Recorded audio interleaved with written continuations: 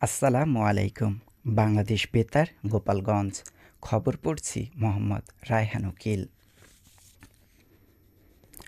২০২৪ সালের ১১ জুলাই কুমিল্লা বিশ্ববিদ্যালয়ের শিক্ষার্থীদের কোটা সংস্কার আন্দোলনে বিশেষ অবদানের স্বীকৃতিস্বরূপ দিনটিকে জুলাই আন্দোলনের প্রথম প্রতিরোধ দিবস ঘোষণা করেছেন অন্তর্বর্তীকালীন সরকারের স্থানীয় সরকার, পল্লী উন্নয়ন ও সমবায় উপদেষ্টা আসিফ মাহমুদ সজীব ভুঁইয়া।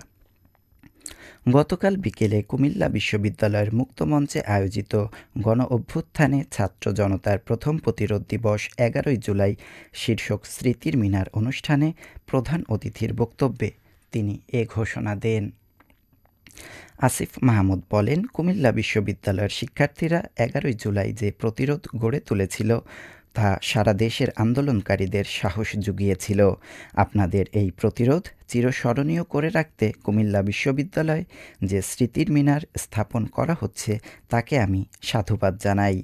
পাশাপাশি ঢাকা-চট্টগ্রাম মহাসড়কের সেই স্থানে যেখানে আপনারা ব্লকেড করে বিজয় অর্জন করেছিলেন, সেখানেও সরকারের পক্ষ থেকে প্রতিরোধ মিনার স্থাপন করা হবে।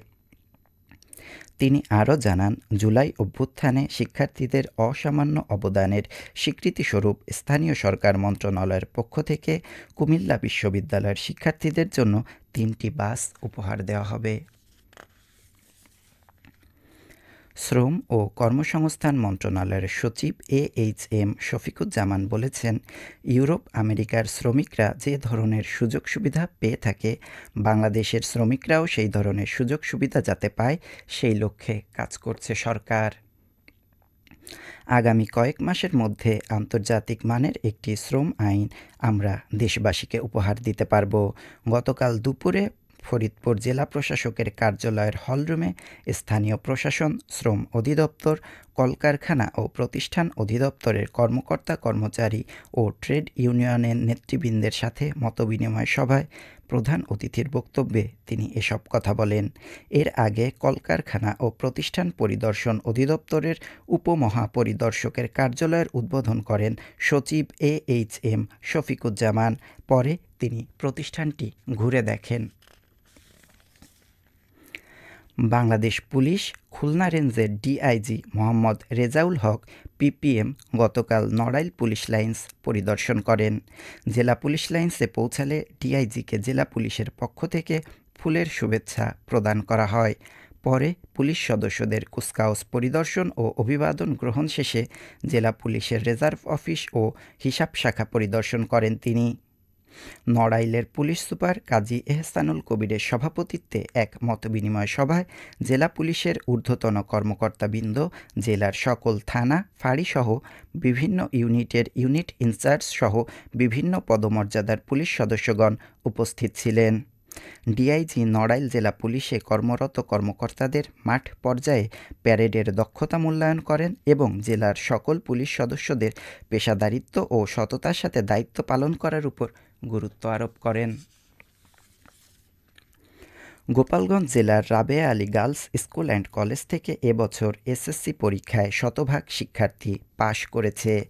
প্রতিষ্ঠানটি নারী শিক্ষার অগ্রগতিতেও অনন্য। টানা তৃতীয় বছরেও প্রতিষ্ঠানটি তার কৃতিত্বের ধারা অটুট রেখেছে। ফলে প্রতিষ্ঠানটি শিক্ষা অঙ্গনে দারুণ সাড়া ফেলতে সক্ষম হয়েছে। এবছর এ প্রতিষ্ঠান থেকে ৫০ জন শিক্ষার্থী এসএসসি পরীক্ষায় অংশগ্রহণ করে। এর মধ্যে জিপিএ ৫ পেয়েছে ৯ জন, এ পেয়েছে ২০ জন, এ মাইনাস পেয়েছে ১৪ জন, বি পেয়েছে ৫ জন ও সি পেয়েছে ২ জন শিক্ষার্থী। ফরিদপুরের ভাঙায় ট্রেনে কাটা পড়ে শামীমা আক্তার আঙ্গুরি নামে এক স্কুল শিক্ষিকা নিহত হয়েছেন। গতকাল দুপুরে উপজেলার সারসাকান্দি রেললাইনে এ দুর্ঘটনা ঘটে। নিহত শামীমা উপজেলার সারসাকান্দি সরকারি প্রাথমিক বিদ্যালয়ের সহকারী শিক্ষিকা ও একই গ্রামে আরশাফ শেখের স্ত্রী। স্থানীয়রা জানায়, খুলনা থেকে ছেড়ে আসা ঢাকাগামী জাহানাবাদ এক্সপ্রেস ট্রেনের নিচে কাটা পড়ে ঘটনাস্থলেই তার মৃত্যু হয়। ঘটনার সত্যতা নিশ্চিত করে ভাঙা থানার ভারপ্রাপ্ত কর্মকর্তা মোহাম্মদ আশরাফ হোসেন বলেন, এ বিষয়ে পরবর্তী আইনানুগ ব্যবস্থা নেওয়ার প্রক্রিয়া চলছে। এবারে কৃষি সংবাদ।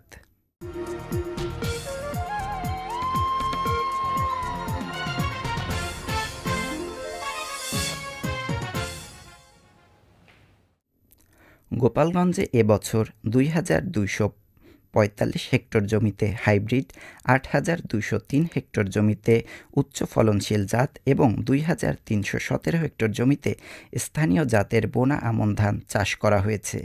জেলা কৃষি অফিস জানায়, চাষকৃত জমি থেকে ৩৫,৪৩৯ মেট্রিক টন বোনা আমন ধান উৎপাদনের লক্ষ্যমাত্রা নির্ধারণ করা হয়েছে।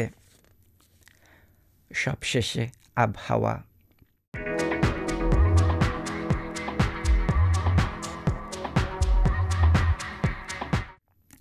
আজ বেলা ১টা পর্যন্ত আবহাওয়ার পূর্বাভাসে বলা হয়েছে, দেশের অভ্যন্তরীণ নদীবন্দরসমূহের জন্য কোনো সতর্কবার্তা নেই এবং কোনো সংকেত দেখাতে হবে না। খবর শেষ হলো। আমাদের পরবর্তী খবর প্রচারিত হবে সকাল ১০টা ৩০ মিনিটে বাংলায়।